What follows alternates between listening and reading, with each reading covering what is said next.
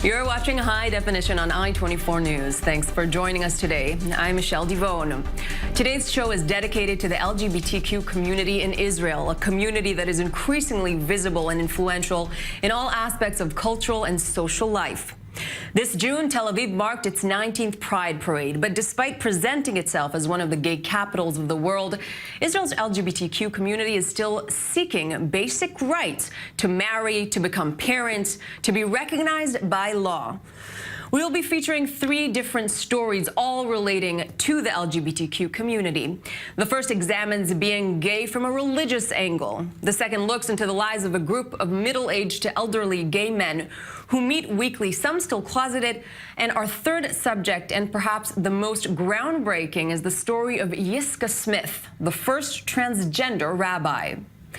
In Israel, being religious and gay can often lead to rejection by families and religious communities. In recent years, more and more religious homosexuals have come out, hoping to reconcile religion and homosexuality. Gay and Religious, a report by Michael Bloom and Florence Chevalier. Gay Pride in Jerusalem. There are about 5,000 people on the streets.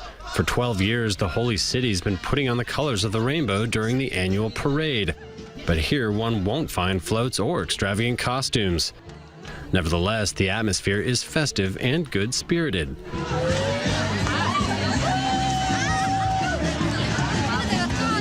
In the procession, dozens of religious people.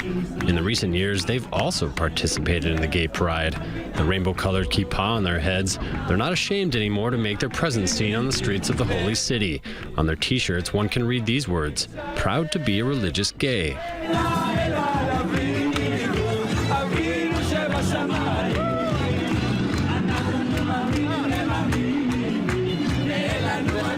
This is a great success. It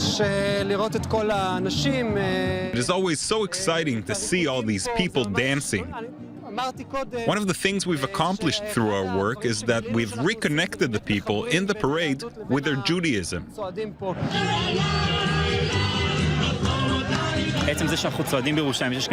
The mere fact that we can parade in Jerusalem, where there is a very important religious community, is coming to affirm that we exist. For years we were told there were no religious homosexual or lesbians, that there is no such thing in this community. We are here to say the opposite. We are here to say that we do exist and have attended the same religious schools. We are not giving up our religious identity, and we want to be part of this world. However, for the Orthodox Jews, the Gay Pride Parade is a stain on the Holy City's face. Publicizing someone's homosexuality is considered a crime, to the point where the recent years have witnessed violent clashes with the police. Moreover, in 2005, a gay man was stabbed during the parade. Since then, in order to avoid any excess, the Gay Parade takes place under heavy police protection. This does not deter the protesters, though. If anything, they only become more discreet, just like the man holding up a Torah verse. In the Bible, sexual relations between men are considered an abomination. It makes me sick. This is a disaster. It's like watching an attack. It hurts me just like a terrorist attack, maybe even worse.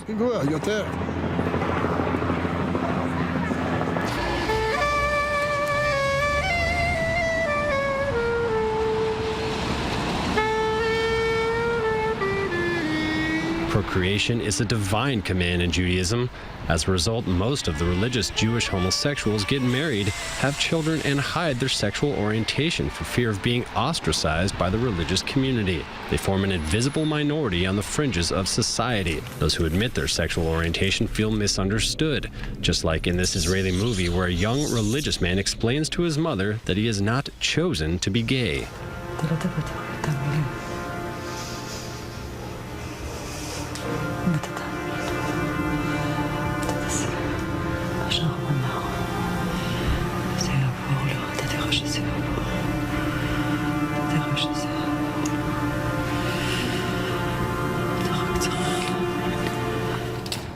The character in the movie, that's him. Chaim Segev played himself on screen. His parents have had a very hard time accepting it. This young student at a Talmudic seminary timidly came out about a year ago. It really is very, very hard. In the beginning, I got a lot of hostile reactions. People tried to help me, and someone even wanted to talk to one of my rabbis. They were worried for me. They saw it as a disease, as something very serious. This hostility pushed Chaim to self-doubt, especially since his family wanted to convince him that he can change. This pushed him into participating in conversion therapy. I know I'm gay. I would like to check if I can change this reality. I am ready to go through this therapy and do whatever I am told to do. The main thing for me is to see if there is a possibility to change. If this is the case, all the better. I would be quite happy to know how. I doubt it, but I'm ready to try anything. Chaim participates in this therapy through the Etzat Nefesh Association. Etzat Nefesh means soul advice. The association receives anonymous calls from distressed religious people, as can be seen in this clip shot by the association. Etzat Nefesh, Eyal here. There were times when I thought about taking my own life. I didn't know what to do with myself anymore. Like Chaim, some of them are willing to participate in a conversion therapy. They're referred to psychologists who try in every way to make them renounce their homosexuality. Since its inception in 2001, the association claims to have cured several religious people. Nevertheless, it's impossible to know how, since the organization remains very discreet in what concerns its methods, to the point where Etzat Nefesh is regularly accused of brainwashing and homophobia. As for the program's director, he claims to only want to help them by pushing them to abandon their homosexual tendencies. Prior to the inception of the association, nobody dared to talk about homosexuality. When it would be discussed in the religious circles, people were uncomfortable, saying that it was disgusting.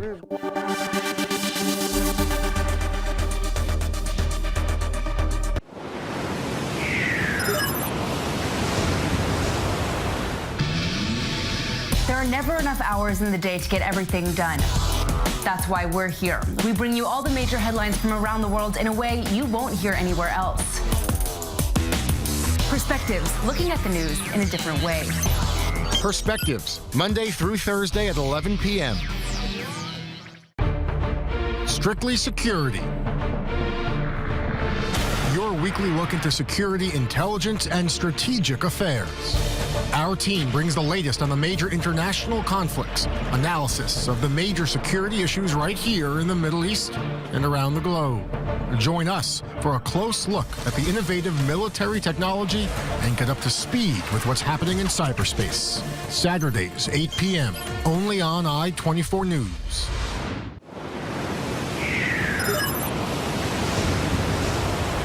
Etzat Nefesh is regularly accused of brainwashing and homophobia. As for the program's director, he claims to only want to help them by pushing them to abandon their homosexual tendencies. Prior to the inception of the association, nobody dared to talk about homosexuality. When it would be discussed in the religious circles, people were uncomfortable, saying that it was disgusting. I was answering that, in the contrary, the association had been created with the purpose of helping homosexuals. Some will participate in therapy, some won't. Some will be successful, and some won't. The reason why the rabbis oppose homosexuality is that it destroys the family cell from the inside.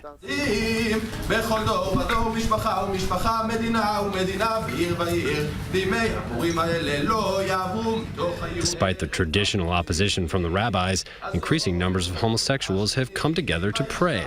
Like this evening in the Gay and Lesbian Center in Tel Aviv, dozens of religious people have met in order to celebrate Purim, the Jewish carnival. During this event, which takes place each year, a biblical text is read celebrating Queen Esther, the one who 2,500 years ago foiled a plot against the Jewish people.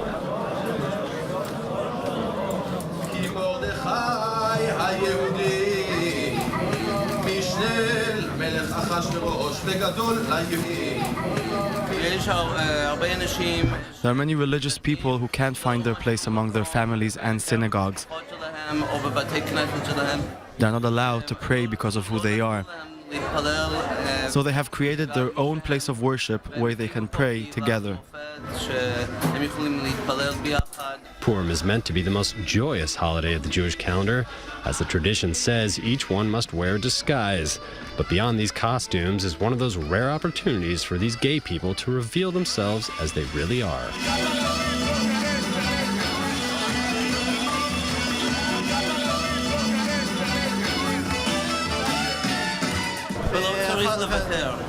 One should not renounce either the religious practice or his sexual identity.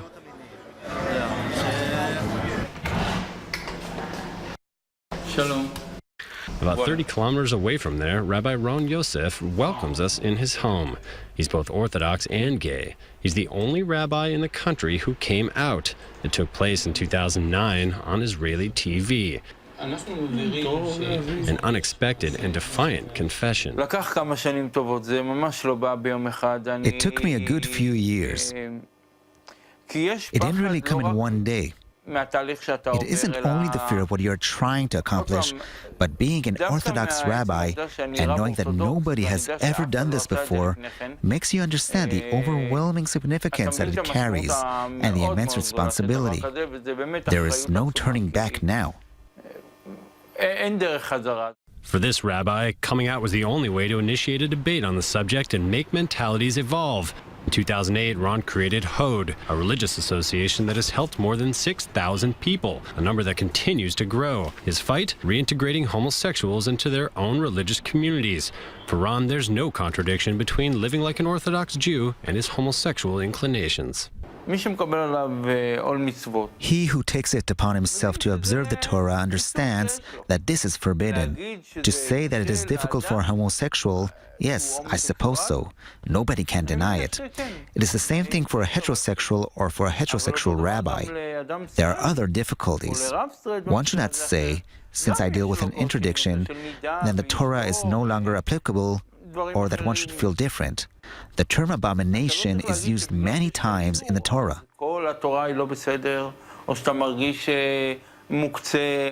We are honest with ourselves. We are not ashamed to be who we are. My world is that of the Talmud. Cultural and social life.